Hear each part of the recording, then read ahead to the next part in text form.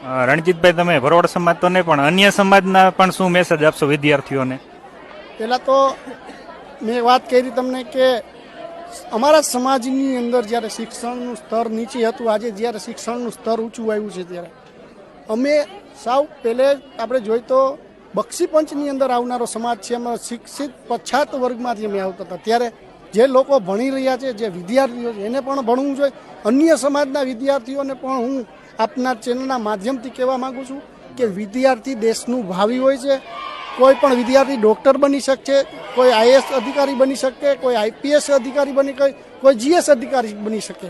જેના અંદર દિલની અંદર હૃદયમાં એવી લાગણી હોવી જોઈએ કે હું ભણી અને કાંઈક બનવા માગું છું. એવા તમામ સમાજના, અન્ય સમાજના, ભરવાડ સમાજના તમામ વિદ્યાર્થીઓને હું નમ્ર અપીલ કરું છું કે શિક્ષણ એક એવું હથિયાર છે કે શિક્ષણ જો તમારી પાસે હશે તો આ જગતની અંદર તમને કોઈ રોકી નહીં શકે. જ્ઞાનનો ભંડાર જોતો હોય, ક્યાંય પણ તમારે જવું હોય તો ક્યાંય પણ તમે ન અટકો. એના માટે શિક્ષણ અત્યારે મહત્વનું છે. ભૂતકાળની અંદર જે હાલતું એ સમય વયો ગયો છે. અત્યારે શિક્ષણ મહા છે. ઓકે, ખૂબ ખૂબ ધન્યવાદ રણજીતભાઈ.